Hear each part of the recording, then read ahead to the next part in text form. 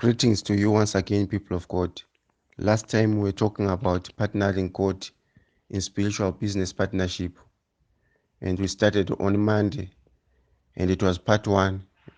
And in part one, we're focusing on Abel and Cain, who were both custodians of a blessing and a curse, which I explained that it manifested in the garden after the disobedience of Adam and Eve. But however, Adam remained as the chosen because he had been earlier been blessed by God and words had been pronounced on him. And the blessing was inherited by Abel, whom I described was a perfect sacrifice representation. And later on, as I explained, that Cain attempted to sacrifice Abel with understanding, though he was cursed, that Abel was the perfect sacrifice, but it did not yield results. And out of Cain's generation came out Noah. Because the blessing is a spiritual movement, it still continued and entered the next generation without a physical body representation. And that blessing rested on Noah after the flood. But after the flood, Noah went ahead to enter a profession that was once Cain's profession of planting and tilling the ground.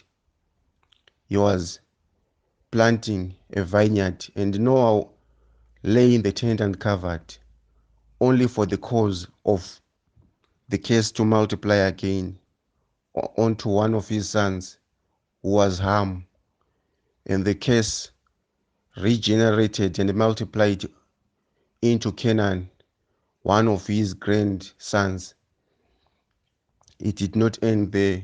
And then we entered into the generation and representation of Abraham, who was blessed by God at his own unique level, not only blessed with the cattle, but with silver and gold. And I explained that Abraham's level in business was the level of trading.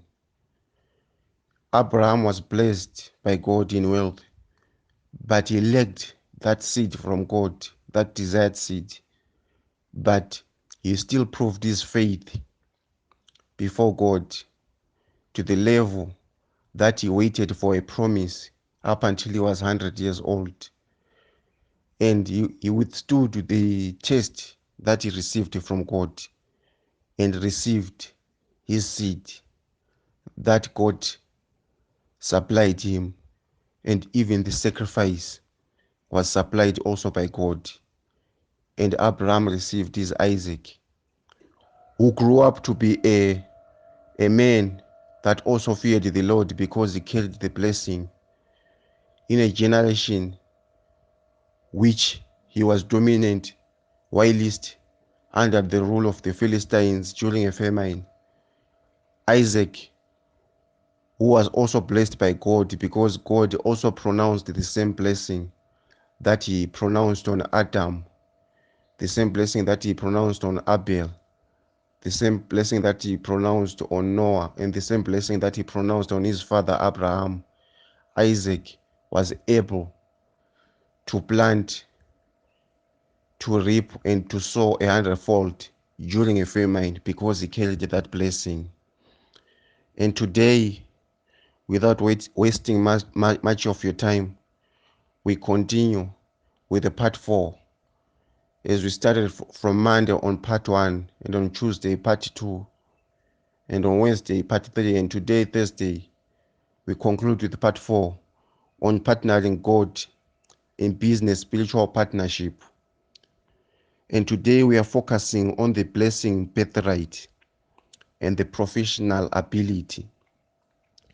And when we are talking about the blessing birthright, we are talking about the favors that are associated with the birthright of the blessing in every chosen custodian of that blessing that God chooses to rest his blessing upon. I explained to you that the blessing does not come as a result of sacrificing, no. It comes as a result of being chosen by God. But sacrificing is a law in the spirit of activating that blessing. And Isaac was the representation of that blessing after Abraham had been laid to rest.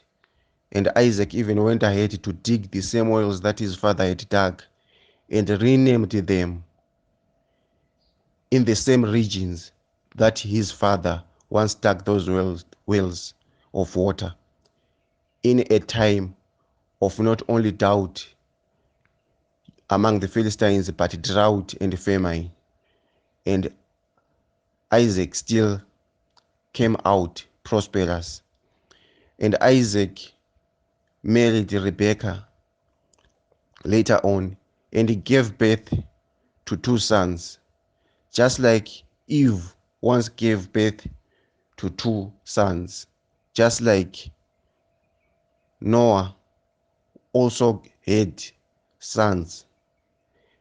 And believe me, it was also another dimension to see another manifestation of a blessing and a curse that continued to move in every generation representation dimension. So for us to understand more on part 4, which is about the birthright blessing and the other dimension, which is the professional ability, let's get into scriptures. Genesis chapter 25, verse 21. And Isaac entreated the Lord for his wife because she was barren, and the Lord was entreated of him, and Rebekah and his wife conceived. And though Isaac had married Rebekah, there was barrenness, but eventually she was going to conceive because the one that was his husband had a blessing to multiply exceedingly. And in Genesis chapter 25, verse 22, and the children struggled together within her, and she said, if it be so, why am I thus? And she went to inquire of the Lord.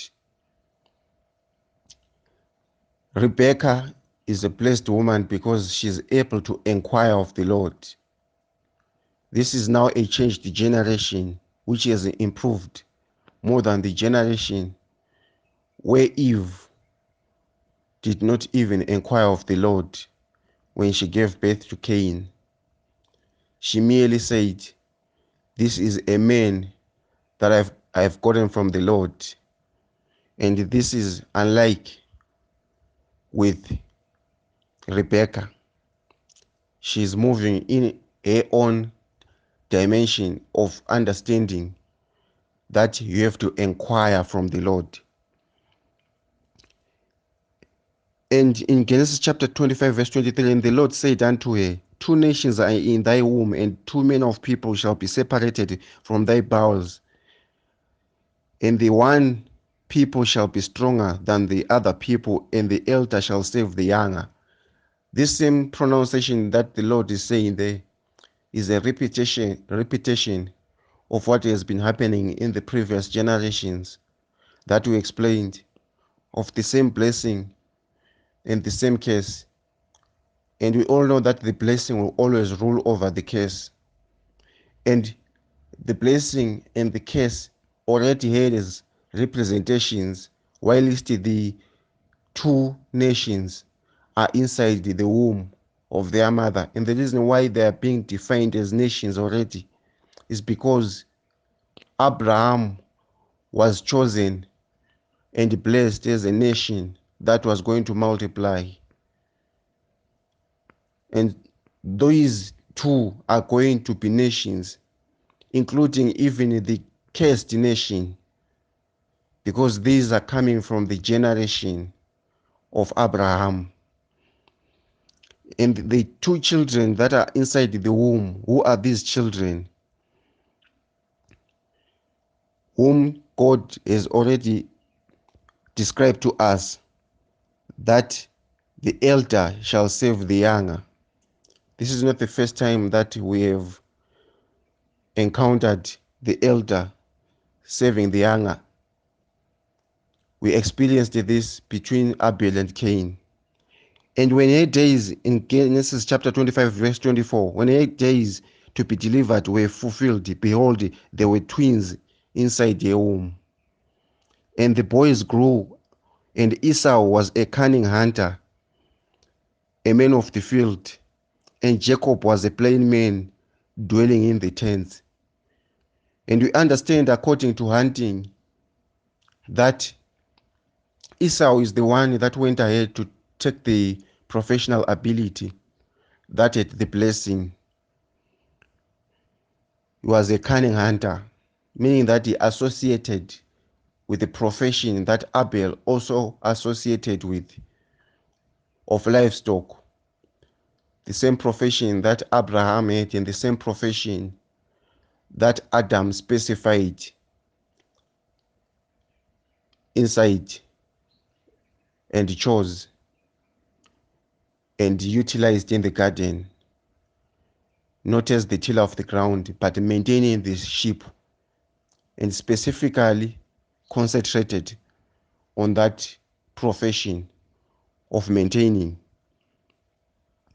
That is the profession that Esau went ahead, but Jacob was just a plain man dwelling in the tents, and it automatically means that he represented that dimension of being the tiller of the ground.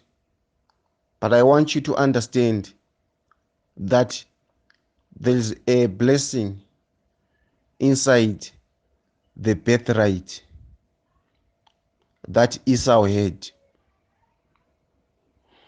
and it is proven by the profession that he had went after. And Esau is the eldest. But there is a lot that happened in the spirit to prove that once the birthright of that blessing has been stolen or has been politicized by the devil, if you lose that blessing, you would have lost everything. And even the profession that you are given, that is represented by that birthright representation, will not mean a thing when that blessing has been taken. In Genesis chapter 25, verse 28, and Isaac loved Esau because he did eat of his venison, but Rebekah loved Jacob. Do you know why Isaac loved Esau? Because Esau is the one that had the blessing. Though the scriptures have already told you that the elder shall save the younger, it means even the one that has got a blessing might find himself operating as the one with the curse if issues are politicized in the spirit, either by God or the demons. And in Genesis chapter 25, verse 29, but before I read that one, in Genesis chapter 25, verse 28, as I read, Isaac loved Esau. I explained why he loved Esau, because he was going to inherit that blessing because of also his profession, because he did eat of his venison, but Rebekah loved Jacob. The reason why Rebekah loved Jacob, this is not the first time Eve loved Cain to the level that he mentioned that Cain, he defined Cain as one that he has received from the Lord in the previous part one that we read and explained to you. In Genesis chapter 25, verse 29, and Jacob sowed pottage, and Esau came from the field, and he was faint. And Esau said to Jacob, feed me, I pray thee, with the same red pottage, for I am faint. Therefore was his name called Edom. And Jacob said, sell me this day thy birthright. Jacob is carrying the dimension of the curse. He's not the one that is loved by Isaac. But Jacob understands the spiritual things, though he is carrying that curse. He understands the blessing that rests on a man that doesn't understand that he has got a blessing. A man that doesn't understand that he has got a blessing that needs to be activated, and he should act very fast to have that blessing to be activated. And Jacob seduces Esau to sell him his birthright, which is the covering in the spirit from God and the environment and that spirituality that is associated with the blessing that was inside Esau, which Esau never understood or never took as an important factor inside him.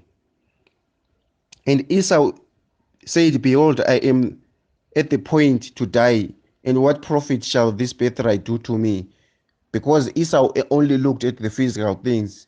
He didn't understand that a blessing is the one dimension in the spirit that maintains whatever you have or even reproduces everything that is material. And what does Esau do?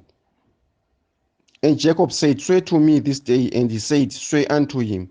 And he sold his birthright by only swearing, meaning that by only mentioning the birthright was sold by Esau, the son that was loved by his father Isaac, because he was supposed to be the one that was going to inherit this blessing. The blessing that had come a long way was going to be inherited by the one that did not deserve it, but the one that had understood its capacity and weight, who was Jacob. Then, then Jacob gave Esau bread and pottage of lentils, and he did eat and drink and rose up and went his way. Thus Esau despised his birthright by exchange of bread. Because there are so many people that think whatever they have right now, which is represented by the bread that Esau received instead of a blessing, they believe that whatever is material that they have right now is bigger than the blessing that God put inside them. And they're concentrating and only looking forward to the bread that you have right now, which is represented by the little that you have now, is despising the blessing inside you. And you only get the little more than what God had prepared for you. And it came to pass that when Isaac was old and his eyes were dim, so that he could not see, he called Esau his eldest son and said unto him, my son. And he said unto him, behold, here I am. And he said, behold, now I am old, I know not the day of my death. Now therefore I pray thee, thy weapons, thy quiver, and thy bow, and go out to the field and take me some venison. A son being sent into his profession, which is a profession of those that were chosen by the generation of God and those that were blessed. But Isaac does not know that Esau no longer has the blessing. What is only left inside Esau is the profession without a blessing.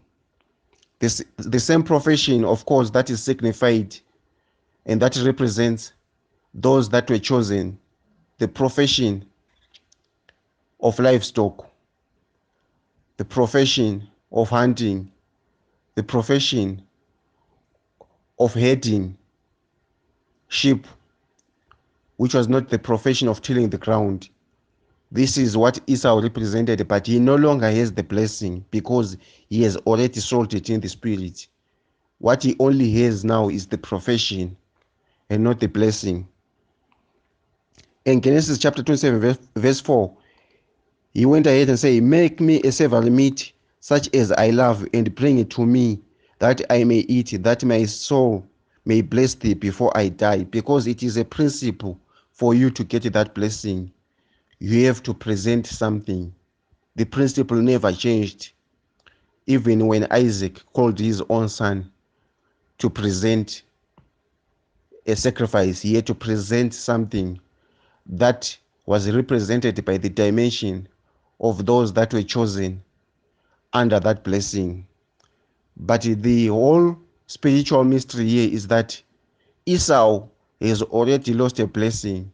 So there is no way that he's going to get a blessing when he has sold his birthright of that blessing. The birthright of a blessing represents being the rightful chosen custodian of a blessing before you even inherit it. But Esau had already sold it in the spirit and sold it to the one that does not deserve to be the one that was going to inherit that blessing, who was Jacob.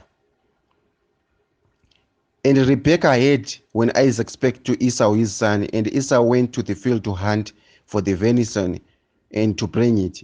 And Rebekah spake unto Jacob his son, saying, Behold, I heard thy father speak unto Esau thy brother, saying, Bring me venison and make me savory meat, that I may eat and bless thee before the Lord, before my death. Now therefore, my son, obey my voice according to that which I command thee. Go now to the flock and fetch me thence 2 good kids of the goats, and I will make them savory meat for thy father, such as he loveth. And thou shalt bring it to thy father, that he may eat, and that he may bless thee before his death. I want you to understand that Rebekah loves Jacob, and Isaac loves Esau. But the issue of Rebekah loving Jacob is the same as Eve loved Cain, meaning that Eve loved Cain from the day that he was born. In part 1, as I explained, to the level that he said, I've gotten a man from the Lord, which I explained that, of course, he had gotten a man from the Lord, but it doesn't mean that this was the man that was chosen. But because of Adam, the blessing still rested on Abel. But in this case, Isaac was not there to protect the blessing to rest on Esau, because Isaac was now blind during that dimension. And this is a blessing that is being diverted in spirit by the mother Rebekah, who understands the blessing that was inside his husband, Isaac. And he has to divert that blessing, not to rest on Esau after being released from Isaac.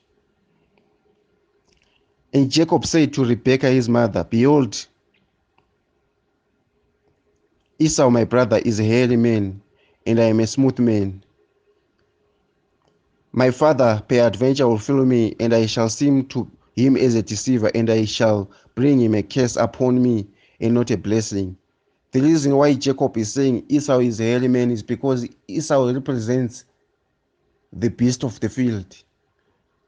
And the beast of the field, which was represented as a keeper of sheep, is the dimension of those that were blessed, which represents the profession that Esau was involved into, the same profession that was taken by every man in every generation that was blessed.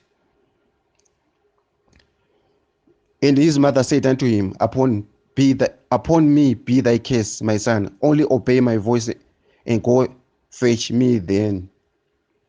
In Genesis chapter 27, verse 14, and he went and fetched and brought them to his mother, and his mother made the savory meat such as his father loved. And Rebekah took good raiment of her eldest son Esau, which were with her in the house, and put them upon Jacob her younger son.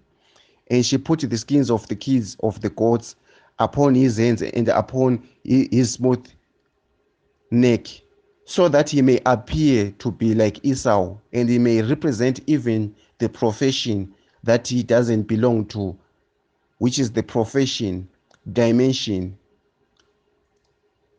of those that had the birthright of the blessing, which was once Esau.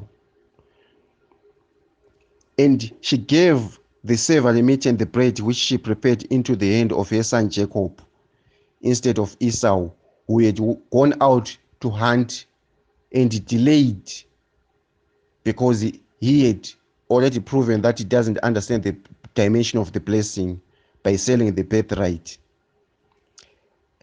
And Jacob said unto his father, I am Esau, thy firstborn. I have done according as thou had asked me. I pray thee, sit and eat of my venison, that my soul may be blessed. And in Genesis chapter 27, verse 20, and Isaac said unto his son, how is it thou hast found it so quickly, my son?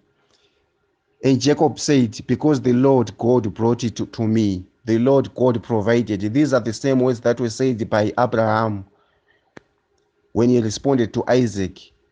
When Abraham had been asked to sacrifice his son Isaac, and he responded to Isaac, who had asked for the sacrifice which his father was going to sacrifice. And Abraham responded to Isaac, going on Mount Moriah, that the Lord shall provide. You can hear even from the language that Jacob is saying that the blessing has already rested upon him before it is pronounced by Isaac. And Isaac then said to Jacob, come near, I pray thee, and that I may feel thee, my son, whether thou be my very son Esau. He wanted to feel the hairy body of Esau. He wanted to feel the significance and the representation of the profession of the beast of the field, the keeper of the sheep, which is signified by the profession, so that he may bless the one that deserves the birthright of that blessing. As I explained to you, that it is represented by this chosen generation. And he discerned him not, because his hands were hairy as his brother Esau's hands, so he blessed him. And he said, art thou my very son Esau? And he said, I am. And he said, bring it near to me. I'll eat of my son's venison, that my soul may bless thee. And he brought it near to him, and he did eat, and he brought him wine, and he drank. And his father said, Isaac. And his father Isaac said unto him, come near now, and kiss me, my son. And he came near, and he kissed him. And to kiss there, it represents a bribe. This is the same bribe that we saw when Judas kissed Jesus. It means Jacob had to bribe for this blessing, though it was asked of him by his father Isaac, but still it remained as a representation of a bribe. And he smelled of his raiment and blessed him, and said, see, the smell of my son is the smell of the field which the Lord hath blessed. And you understand why he's saying the smell of my son is the smell of the Lord which the Lord has blessed. Is because the field that Isaac is smelling there is the field not of a hunter, but the field of one that tills the ground. But the field of he that tills the ground, who is a curse, who is a representation of a curse, now smells as the field of one that is blessed, because he already has the birthright of that blessing, though he was the tiller of the ground. Therefore, he came near to his father. In Genesis chapter 27, verse 28, therefore God give thee of the dew of heaven and the fatness of the earth. He's being told of the fatness of the earth, which is the beast of the field. Why is it the fatness of the earth? Because the tiller of the ground is being given the fatness which is inside the beast, which is the profession dimension of those that were blessed, which is represented by Esau's profession. But the fatness, how can we talk about the fatness of the earth? Because the earth that is being felt by Isaac there is the earth that is represented by the profession that was meant to be taken by Jacob, was the tiller of the ground. Now the fatness is no longer being felt in one that is supposed to take that profession, but inside the one that has stolen the birthright from its rightful owner, who did not see its worthiness. Let the people serve thee, and the nations bow down to you. Be Lord over thy brethren, and let thy mother's sons bow down to thee. Cursed be everyone that curseth thee, and blessed he that blessed thee. The same pronunciation that was given on Isaac, the same pronunciation that was given on Abraham, and the same that was given to the generation of those that were blessed was given on Jacob that very day. And from that very hour, Jacob was blessed, not because he represented the dimension of the chosen ones, but he represented the ones that saw the essentiality and the importance of the blessing dimension.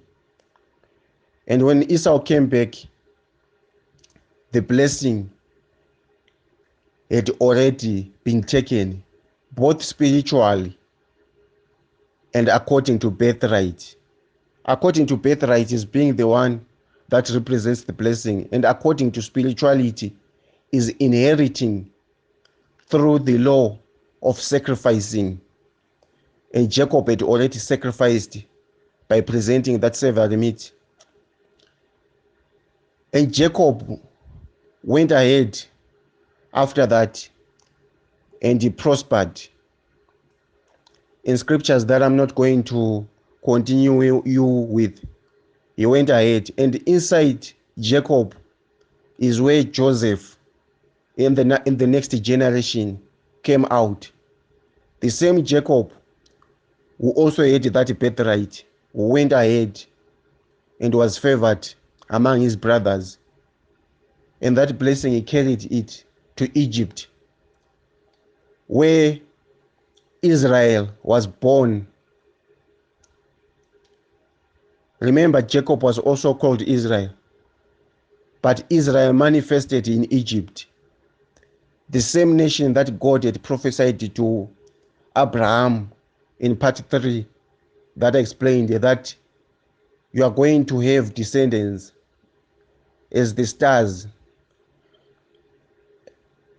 and that those descendants were oppressed exactly as God had told Abraham for 400 years before they were again delivered by another chosen one out of the reigns of Jacob, out of the generation of Joseph, who came out of Jacob. And out of those descendants was raised a prophet who was called Moses, who ushered them to Canaan, which was a land of milk and honey. That blessing continued furthest to that level, people of God. So I hope someone understands where we have been coming from the beginning in this partnership with God in spirit. It's a spiritual dimension, people of God, that you have to understand for a blessing to be reactivated inside you. You don't want to lose that blessing because you claim to be the chosen one. It can be taken away from you, even by those that are custodians of a case. If ever they find that blessing more important than you, you can still lose it, even if you have a birthright. Have a blessed day.